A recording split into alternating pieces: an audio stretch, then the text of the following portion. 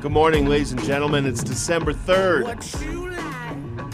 and it's 7 minutes past the hour. My name is Josh, and you're listening to Inside the News. I have here with me in the studio today Paul and John on my favorite day of the week, Conspiracy Thursday. Well, this is taboo subject, isn't it? I love it. I want more and more. The more I look into this, the more I want. And isn't that universal, though? Does everybody feel that way? You know, every Thursday we get to hear the latest conspiracies or even the long-standing conspiracies. Like the moon landing. I think we pretty well convinced most of our listeners that was a hoax, right? 100%. 100% hoax. And you know, there was and we don't want to go any further without saying that we are aware of the bombing and the shootings, I guess more shootings than bombings that took place in San Bernardino. We're still kind of wondering what really happened there. We're not ever sure whether or not we're getting the truth with all of the false flags that are going on. They are getting more and more common. I heard a comment yesterday that last year at this time we only had 6 of these major events. This year we've already got 16. So are they real? Anyway, we got a great show planned for you today. We got international experts that are going to enlighten you about today's topics. We have 2 different topics. Go ahead, Josh, what have we got going?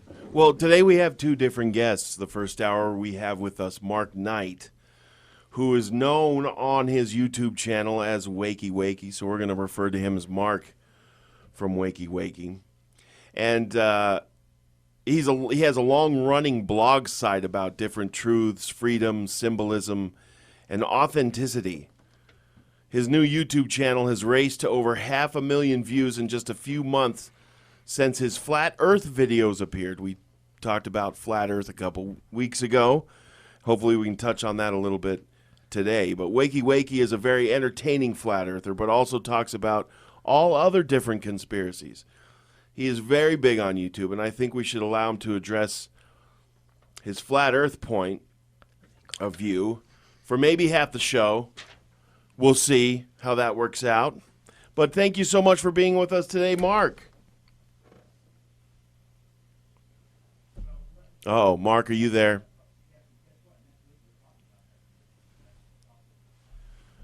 We're going to have to try and call him back. Sorry, folks, we got a little technical difficulty here. We're going to give him a call, see if we can't get him back on the air. We were just with him. Before we get back to him, I want to recap what's going on in San Bernardino.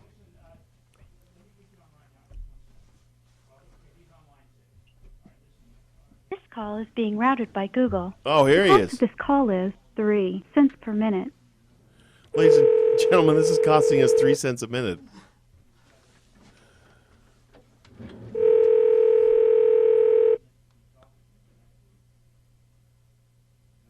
Hi there. Mark, you're on the air. Great. How you doing, guys? Hey, doing great. Thanks for being with us today. Something happened there. We lost you.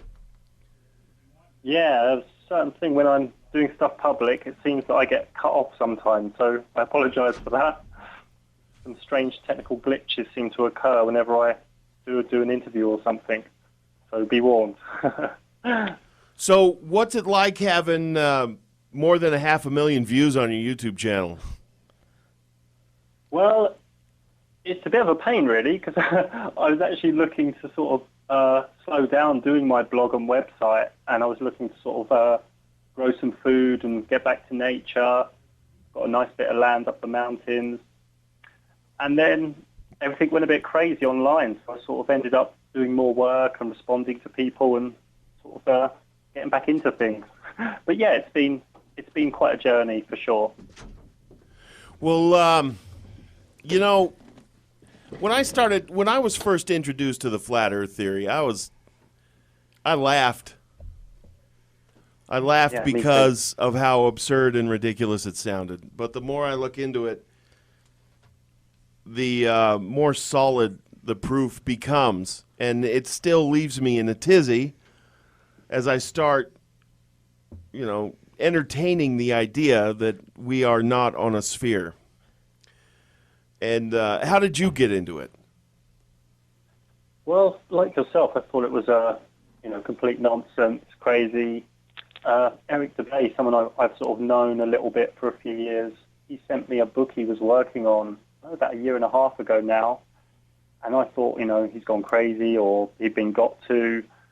And I went about debunking it in an evening. That's sort of something I enjoy doing, researching and debunking things. And an evening turned into a week turned into 2 weeks. And 5-6 weeks down the road, I still couldn't debunk flat Earth. But what started to happen is I was starting to be able to debunk the spherical model. And then I went through this sort of other month or two, 3-month process where I'd wake up one day, I'd be, 60%, I'm nearly, thinking it's flat, and then the next day back to like 49%, no, it's crazy.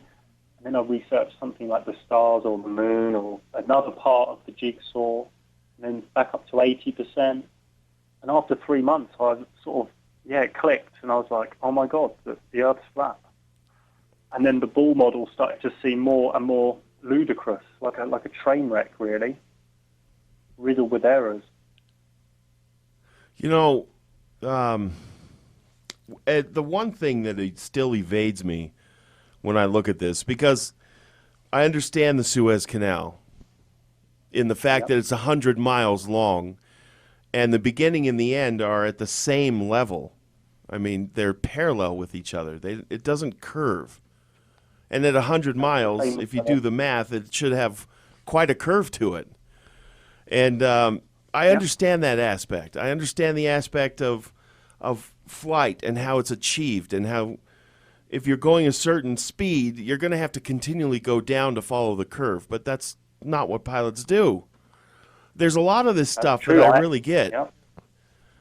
The one thing that still evades me, Mark, is what you mentioned there in the beginning, is where you talk about the stars. The sun and the moon I can almost understand, but the stars, that's something else. Can you explain a little bit about what you think may be going on with them and how that works into the whole model of a flat Earth? Sorry, go ahead. The stars are probably the trickiest. There are different theories out there. What I found is within the community, the flat Earth people, should we say, we don't know the full model.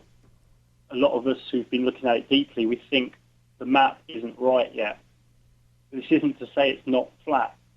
So some spherical model people will be having a debate, and because we don't know one or two things, they will jump on that and say, oh, well, it must be a ball. That's not the case. It's okay to have a few unknowns. But from my research, the stars are close. They're, I would say, within 3,500 miles away. And I know how crazy that sounds straight off the bat. I believe the stars are small and that they're very close and that they do all the movements, as in the flat Earth does not move at all. But they don't move in relation to each other. They move like a canvas in the sky. I understand. The stars is something I'm hoping to do a documentary on soon. Something I've been collecting data for a while. It's going to be called Flat Earth The Luminaries. I don't really call them stars anymore. I call them luminaries. They're just luminaries in the sky. Now, Wakey, I've gone back to a blank canvas. Now, Mark, this is John here. One of those, I don't know if you've seen it, but have you seen the video of the stars up close and what they actually do look like when they're shot from a ground-based telescope? It's fascinating because they each have their own illumination. Like they're all a little different. Some have some strange flashing with them? Maybe you can talk about that. Yeah. I just did a video a few weeks ago called Flat Earth Astrology. I know astrology quite well, and I wanted to look at the differences within the Flat Earth model. And I did a good 5-10 minutes in that video looking at stars close up. And they are not what we were told at school. They are not massive balls of burning fission gas. This is just nonsense. They almost look, some people may have done entheogens, some sacred plants. They look kind of fractally geometric, high consciousness. And it may sound crazy off the bat, but I can't rule out them being sentient in some way, or a part of divinity coming into this reality construct. Interesting. You know, this is always a very popular subject with callers. We've got one already, and his name is Scott. I hope you don't mind taking a call. Not at all. Scott, you're on air with Mark from WaykiWayki. Go ahead. Yes, good morning, Mark.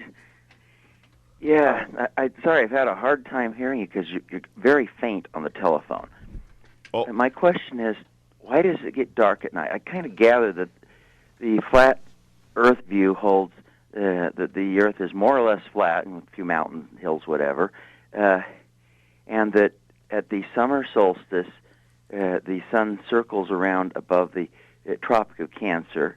At the winter solstice, it circles around over the bigger Tropic of Capricorn. But nevertheless, it should be further away, and I suppose at midnight it's quite a ways away because it's the entire distance from us to the North Pole, and then from the North Pole to the Tropic of Capricorn.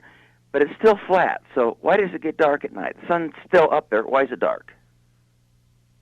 Because the sun is quite small. I mean, it's probably like 30 miles wide. So it's just, think of like a spotlight shining a torch down in like a dark room, and you move the torch in like a big directional. circle. Is that the problem? Pardon? It's directional. It only has a limited field of illumination. It's only got a limited field of illumination. But nevertheless, it looks like the sun sets in the west at night. It does look like. Why does it do that? It's all to do with perspective. Perspective. Basically, when something goes really far away, it gives the illusion that it's setting. A bit like an aeroplane going into the distance. It looks like it's setting over the horizon. I mean, why doesn't it just get smaller and smaller instead of dropping below the horizon? It actually does get smaller and smaller if you don't have any Earth in the way, elevated Earth in the way. So in certain perspectives where a human observer is, the sun will get smaller and smaller. So you're saying if I climb the top of a very tall mountain, it would do this? If you're a little bit elevated, it does get smaller and smaller. Because say you're a human with the two eyes we have, we're standing at ground level, the Earth looks like it's going up, doesn't it? Because the vanishing point's at our eye level. The Earth looks like it goes up. And the so how high do I need to get? Down. Would Kings Peak do? Do I need Mount Everest? Do I need to go up in a really high altitude balloon? I mean, there are videos all over YouTube showing the sun, very small, approaching, getting larger, and then going away and getting very small. And this is only possible when you have a little bit of elevation and when you have no Earth rising in altitude between you and the vanishing point. All right, so how do I search these videos? Are in specific channels or specific keywords I should search on YouTube? Well, let me jump in here, guys, because we've got to go to a commercial break. Okay, if you wanna find his videos, you go to WaykiWayki, which is WaykiWayki. WaykiWayki on YouTube, and you can go to WaykiWayki.com. But we'll get more into that. Also. We'll get more into that just as soon as we come back from a commercial break.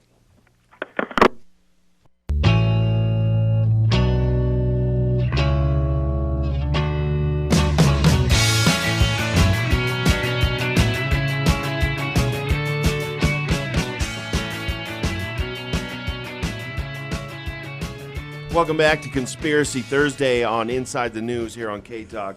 It's 24 minutes after the hour. I've got John and Paul and myself Josh here in the studio. We've got WaykiWayki on the phone, Mark from WaykiWayki. And now that we've spoken about that a little bit, I have a personal question for you, Mark. Yep. Here it is. If you go down this road where you begin to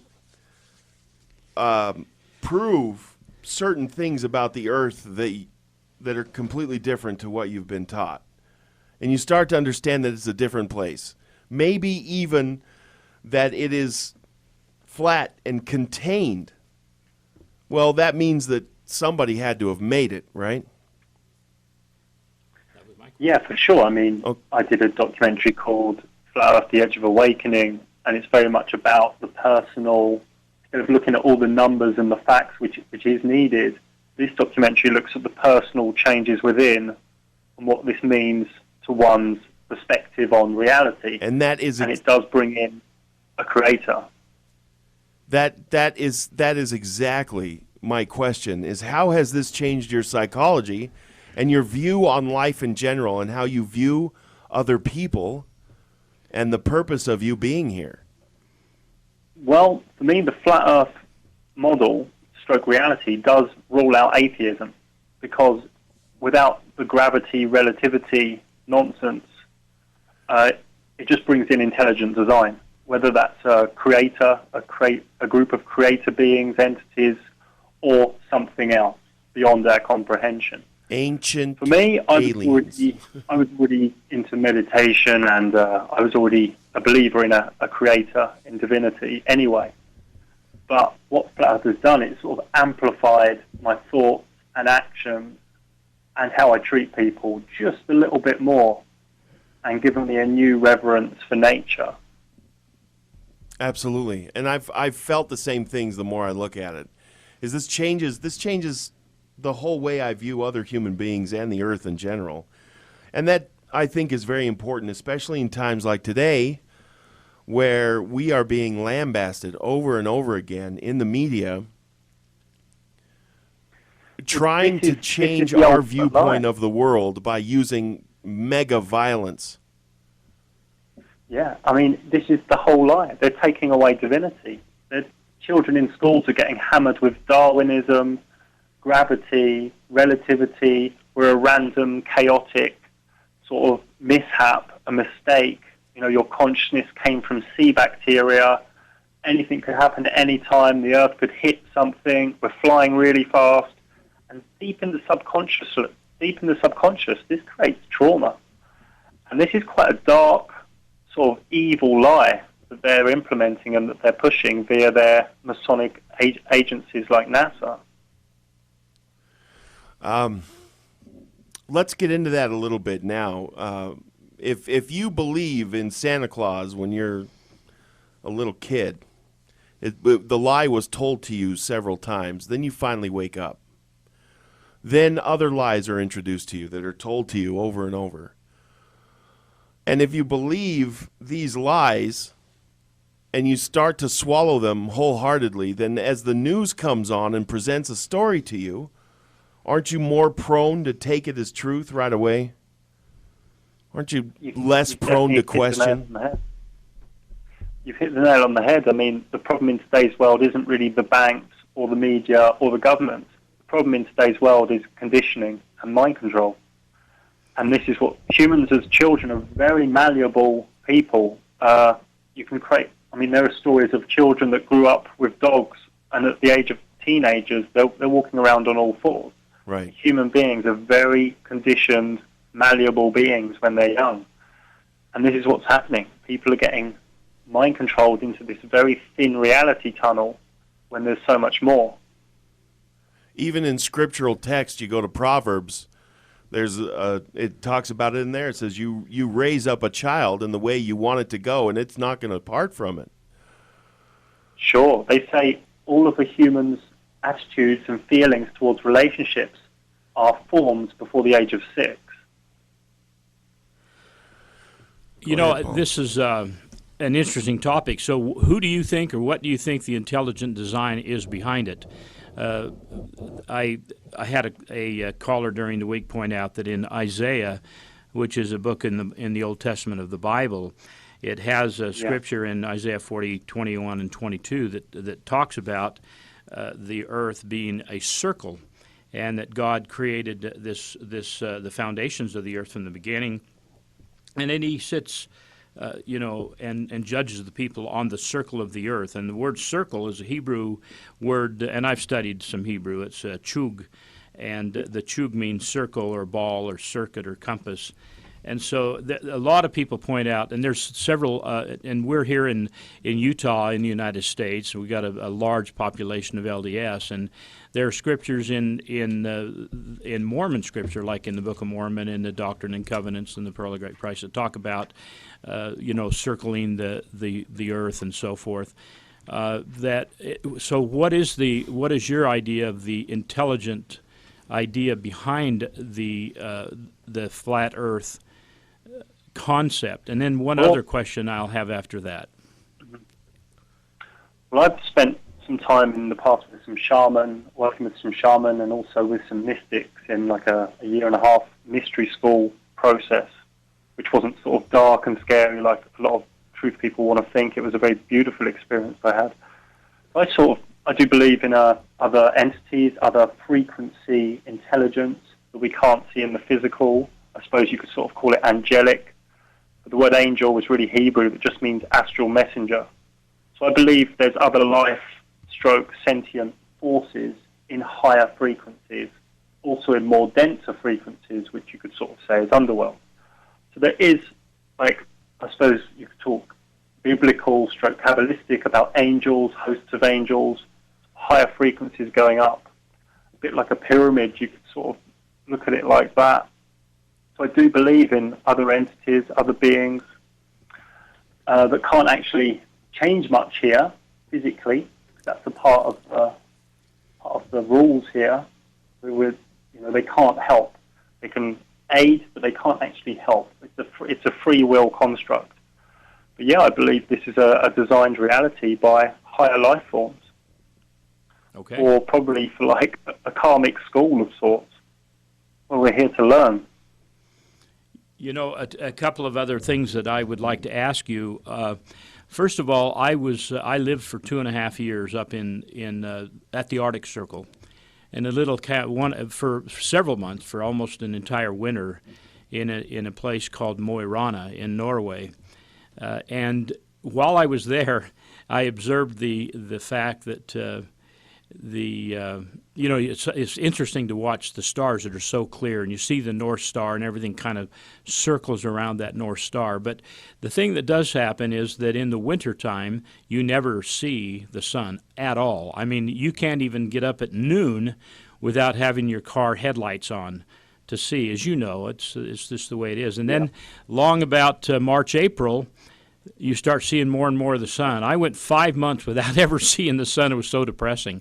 And then finally at the end of the period of time, we hit summer, and you'd get up at midnight, and the sun was still on the horizon, and by 3 a.m. it was broad daylight with the sun in the middle of the sky. How does that work with the model that you're talking about? Well, that would just be the tropics. I mean, the 4 seasons. Basically, the sun on the summer solstice is at one tropic, and then at the winter solstice it's at the next tropic. So it never actually gets to the North Pole, to that sort of that Arctic area. So that rings true. That fits. That's probably fits better on the flat Earth model than the Bull model. Okay. I mean, the thought that the sun's 93 million miles away is kind of crazy, because there's a massive heat difference between 10 a.m. and, say, 2 p.m. Now, if it was 93 million miles away, that extra 100, 200 miles isn't going to make much difference. But it does. It makes a massive difference. Good point. There's a ton of reasons for how the sun just doesn't work 93 million miles away. Now, what is the size of Mark? What is the size of the sun in your model? Now, in the community, the main consensus is around 30 miles wide, but the main consensus is that it's around 3,000 miles away. I've got a sort of personal theory I've yet to back or present yet. I've got an intuitive feeling that the sun's even closer than 3,000 miles away. I think it's probably around 700 miles away. But this is something I can't prove, because I don't believe any human's gone above around 80 kilometers high in the sky. I haven't seen anything from those clowns at NASA. I haven't seen anything to prove to me that a human being has gone above 70, 80 kilometers. And then what about... so anything above there is an unknown. Josh has got a real favorite topic that we talk about a lot, about sunspots and solar flares and that sort of thing. How does that play into to this? I have to completely dismiss that. I actually, a few years ago, worked with a scientist who was really big on solar flares and sunspots. And I don't even want to go into him, but basically there's a very famous channel on YouTube called Suspicious Observers, which you may know of. Yes, I've been watching it religiously. Go ahead. Yeah, he's the main sunspot solar flares guy. I've had some information trickling into me privately saying that he's a shill, and the SDO, all the footage on there is from the NASA's SDO and SOHO satellites. Right. This is all CGI. This is all CGI, and this is something I hope to expose in the near future. It's on the list, so to say. But this is not to say sunspots don't exist. Right. I mean, because you can see them, for crying out loud. On the sun. You can see them with a pretty, half basic home telescope. Yeah, you may. When the SDO and SOHO on Suspicious Observers or SolarHam.net show this massive flares coming off, this is yet to be proven to me. Again, I need more evidence. So your feeling is, Mark, is that anything that came out of NASA, including any type of space exploration or orbiting or any of the satellites that are up in the sky and so forth, those are all hoaxes? Just so I understand. Anything where I see the word satellite, it goes in the bin. That's where I'm at. Say that one more time. When Sorry. you say the word satellite, at what? When I see anything linked to the word satellite, I put it in the bin. Okay. For me, puts it in the bin. Throws it in the trash. Okay. Yeah, in the trash. Sorry, guys. The whole concept of well, it's just like you call a glove box a boot, so I understand. Okay, that's interesting. Go ahead, Josh. Did you have a question? Well, we had spoken before the show. We've got about 3 minutes before our next break, Mark. But we had spoken about the Mandela effect and the possible reasons for it. If you could explain what the Mandela effect and how that plays into what we're talking about now, and the manipulation of thoughts in society in general. Yeah, there's quite a few people in the flat Earth community, should we say, who are also looking at something called the Mandela effect. That's just something I only caught wind of recently. These are like glitches in the matrix, so to speak. So, for instance, there's about 20 main examples. One is the film, the book and the movie, Interview with a Vampire, has sort of been changed to Interview with the Vampire. The TV show Sex in the City is now changed to Sex and the City. In Star Wars, where Vader says, Luke, I am your father, it's now, no, I am your father. And there's about 20, 30 of these sort of song lyrics being changed, movie titles being changed, lyrics, scripting's been changed, and even reports of some people saying physical things have been moved, like bridges have been moved 10 meters.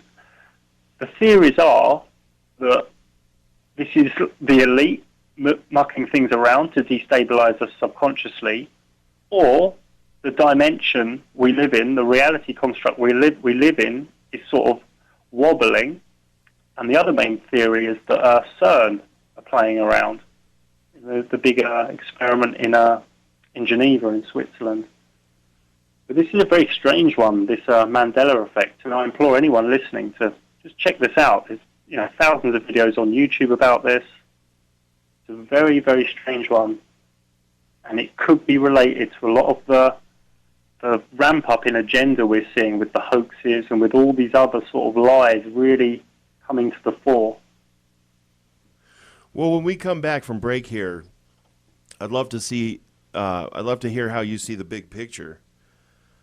We've got just a few seconds here before we go to break. When we come back, I'd also like you to touch on what happened in Paris and how that relates to what happened in San Bernardino and what happened the week before and the week before and all these things that are being reported in the media as being sort of Muslim violence attacks, why they would be presenting it that way. Charlie Hebdo. And Charlie Hebdo.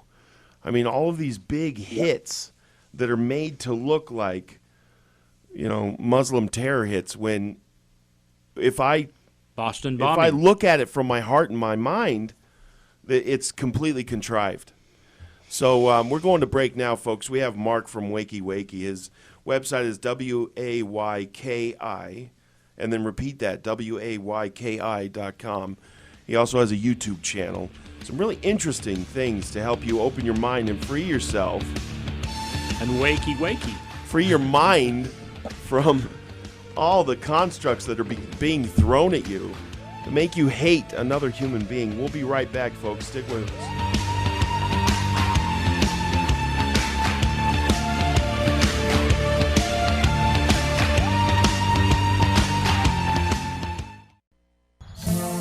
Wish we could turn back time to the good old days when the mama sang us to sleep, but now we're stressed out. Wish we could turn back time to the good old days when the mama sang us to sleep, but now we're stressed out. We're stressed out. Welcome back to K-Talk, 6:30 a.m. here on Inside the News. We've got a wonderful guest with us this morning, Mark from WaykiWayki. Are we calling you in Spain? Is that where you are, Mark? Yes, that's right. Down in southern Spain. How's the weather there? It's great. It's winter, but it's like really warm for like 3 hours of the day. A bit fresh in the morning and evenings, but yeah, lovely. Much better than England. Wow. So we hit -8 centigrade yesterday, and so it's pretty cool here. But anyway, hey, listen, Mark, Josh had some great questions before we ended. He wants to kind of take this in another direction. We had a big shooting here in San Bernardino, California, and we're wondering if it's even real. We know something happened, but exactly what, we're not sure. What is the agenda? Go ahead, Josh. You ask those questions better than I do. Oh, I thought you did just fine. Like it seems like we're being shaped to hate a certain people. Yeah, I mean, I did an article this morning on WaykiWayki.com about this very hoax. I mean, it's like they're really putting it in our faces now. They're actually showing us that it's a hoax. It's almost like they want us to know. Yeah, I mean, this morning there was one scene on MSNBC where they said the actors, instead of the government, they said the word the actors, and they said this 3 times. Are we talking about Paris, or are we talking about San Bernardino?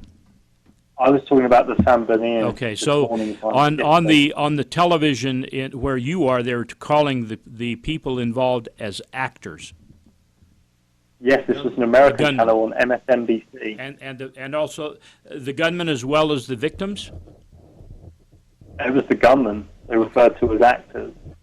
Also, they interviewed a guy with a cap on, and he had a big Freemason logo on his cap. It's just not normal. And this is on my website too. Illuminati confirmed. And what I found most interesting is that if we look at the Paris, it's a hoax for me, the Paris hoax a week or 2 ago, and there was a band playing, wasn't there, the Eagles of Death Metal. Yes. Well, one of their songs is called San Bernardino Sundown, where they talk about San Bernardino. Well, anyone who lives in California knows it's called San Bernardino. My wife's aunt lives there, and everyone calls it San Bernardino. And in the lyrics of the song by the Eagles of Death Metal, who were at Paris, They talk about heading to San Bernardino, and they know they won't be sad because they know the Western Desert is the best. So there's some really interesting lyrics. And of course, the Eagles of Death Metal, the name of the band, the eagle is a symbol of Scorpio, and we're actually in Scorpio now. You know, we're in that time of Scorpio. Maybe there's a link there.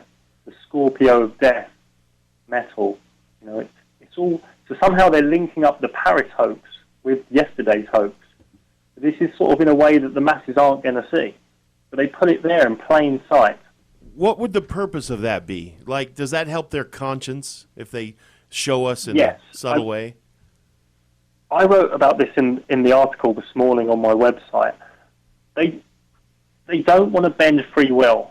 So they can totally manipulate this reality without bending free will because they're putting it out there. It's a bit like the flat earth map is at where 9/11 Ground Zero is. There's a new underground tube station, and there's a massive flat earth map where hundreds, if not thousands, of people walk across it every day, but no one knows they're walking across a giant flat earth map because they're putting it in plain sight. They're putting all these things in plain sight. They're like, we told you, so their karma isn't bad.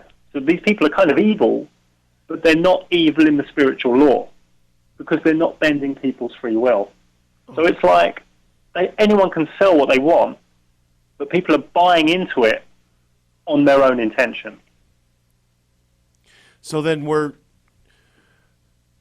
we have a great responsibility, an individual responsibility to seek out the truth in all things then, rather than just accepting things for face value. Critical thinking's key, but then from the age of 5 years old to 18 years old, you're told to sit down, be quiet, and listen. Shut up. And you're intelligent if you can recite what they told you to recite. You're being totally programmed. Yeah, it's a mess. We're in a mess.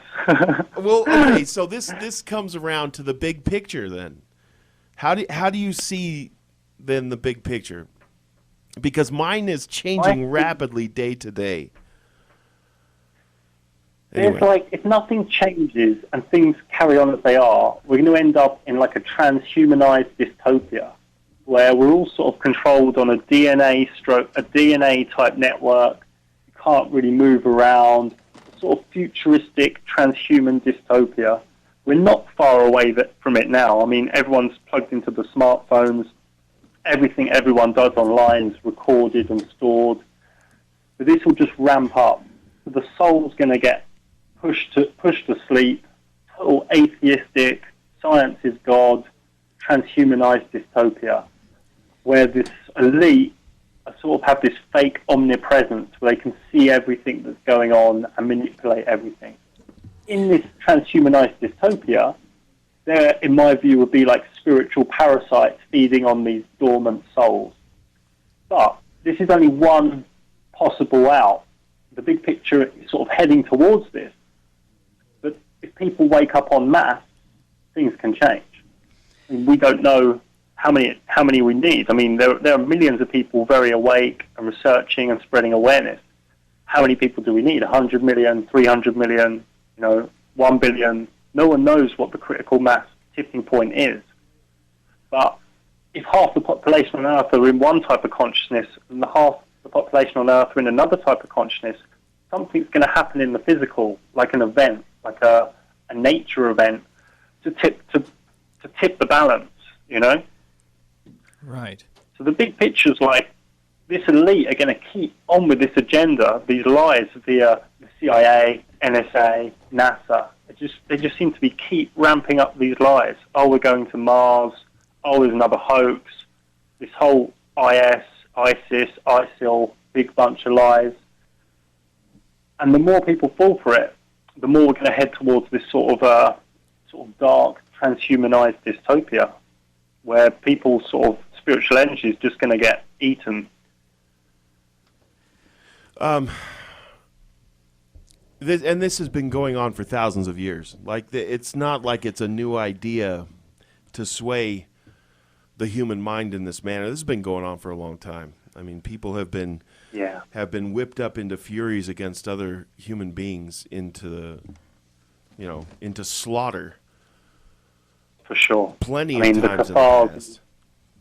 Yeah, the Cathars in southern France were like, hey, we're going to read the Bible and translate it our own way and do our own sort of spiritual thing and do our sort of own meditations.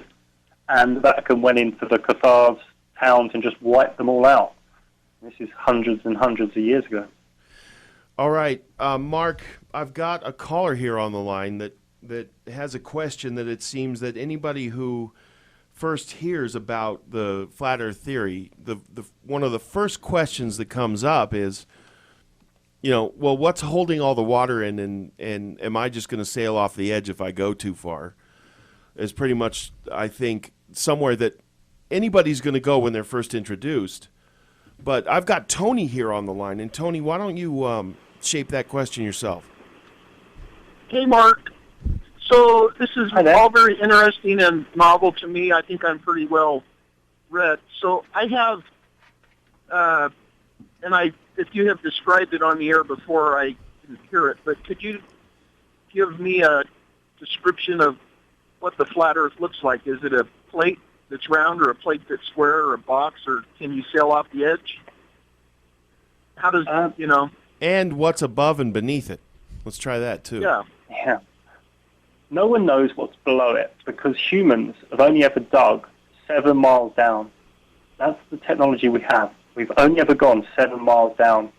But then at school we're shown this picture of like an exploded sphere with this sort of different layers of orange and red in the middle, thousands of miles away. This is fictitious nonsense. All we know is that we can go down 7 miles, and in some places we find water, some places we find rock, and some places we find lava. That's all we know.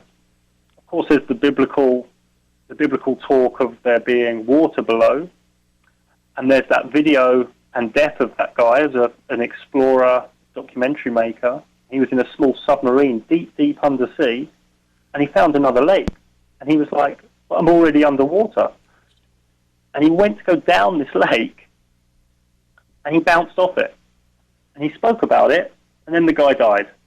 If anyone's interested in this, just send me an email through my site, and I will send you the link. That would be great. I'd love to do that. What's your email address? Or you can just do it through the site. WaykiWayki at hushmail.com, and anyone who wants a clip of that video, I'll send it to you. Above, all we know, if we let go of all this conditioning, all we know is there are lights, luminaries in the sky. That's all we know. And something I showed on my astrology video recently, I believe I proved that the stars are close to the sun. So we're looking at, anything between 700 and 4,000 miles up. Above that, it's open to debate again. It could be a dome, which is like biblical again, where they say the word firmament, which in Hebrew is something like riacha, which means sort of dome or canvas in the sky. So that's above. What about falling off the edge? Now the edge, the thing is, the edges, as far as we know, are the South Pole. Well, not the South Pole, it's Antarctica. The ice rim is the main way we're looking at things. There are 2 ways of looking at it. There's the round flat Earth map, the disk flat Earth map, where there's a rim of ice all the way around, and that's south all the way around. This is guarded, Antarctica is guarded by a lot of military and the Antarctica Treaty. Now the other model, which is within the flat Earth community, is like a square. This is more from Enochian, the Book of Enoch, and this has ice all the way at the top and the bottom. You can't, like with a yacht circumnavigating the globe, you go, which in today's world, a yacht circumnavigating the globe. On the flat Earth model, you just go around Africa and America, and you're back to the start, Right. You go around these places through the Suez Canal. You don't have to go. This is actually shown on my video more visually it's called Flat Earth Simplified, Summarized, and Theorized. And here you'll get a lot more visuals to what I'm trying to say. We've got just 1 minute left. Well, real quick question that I had several of the people called in. There have been circumnavigations nonstop around the planet. How does that explained? Well, just that there's plenty of space to do that on the flat Earth. I mean, you can go around it just fine. Yeah. Well, there's also been north to south. Now that's No, something. hasn't. You don't think that's happened? No, I don't.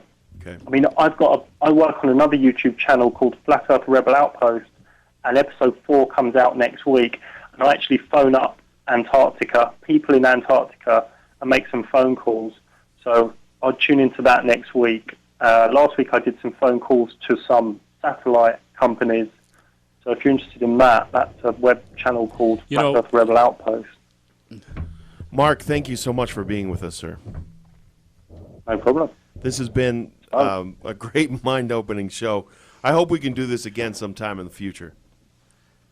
Yeah, great. Ladies and gentlemen, Thank you for joining us, Mark. Appreciate it. we have had Mark from No problem. WaykiWayki.com, and it's WaykiWayki.